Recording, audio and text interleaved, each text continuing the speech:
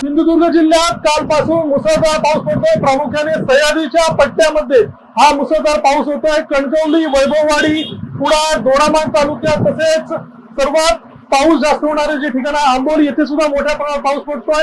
एकंदरीत आज वटपौर्णिमा सण होते आणि वटपौर्णिमेच्या दिवशी सुद्धा सिंधुदुर्गात मोठा पाऊस आपल्याला पाहायला मिळतोय।